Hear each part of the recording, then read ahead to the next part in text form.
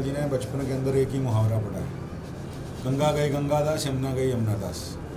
तो जहाँ जाते हैं वहाँ की बोली बोलते हैं।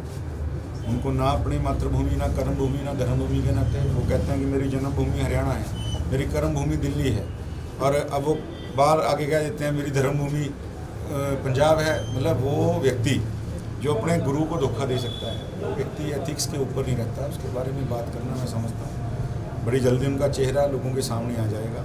दिल्ली का पानी, क्योंकि जब हरियाणा में पानी आएगा तो हरियाणा से दिल्ली को ही जाएगा, और दिल्ली ने उनकी राजनीति को नर्स किया है।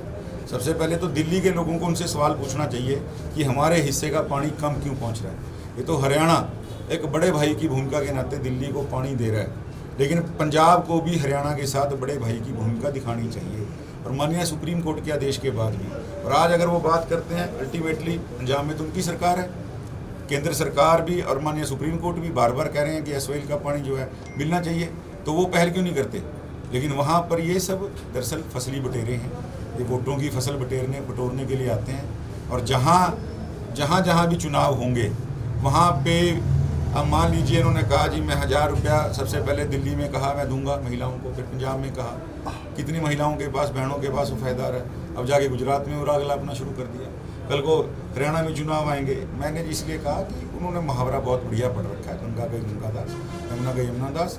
कोई झूठ बोलने में और ड्रामा करने में, नौटंकी करने में उनका कोई मुकाबला कर नहीं सकता। तो मैं उनको गंभीर राजनीतिज्ञ समझता ही नहीं। वैसे तो हम जन सुनवाई कार्यक्रम के नाते हर सोमवार और वीरवार को मेरा खुद का प्रयत्न होता, मैं बैठूँ, वरना मेरे कार्यालय के अंदर कोई ना कोई जिम्मेवार आदमी जरूर बैठते हैं। और रूटीन में जो मेरे विधानसभा के अम्बाड़ा शहर की स्वाभिमानी जनता है, उनके समस्याओं के निराकरण के लिए जो भी जरूरी निर्देश यहाँ से जारी होने होते हैं, सहायता के नाते जो भी हो सकता है हम करते हैं।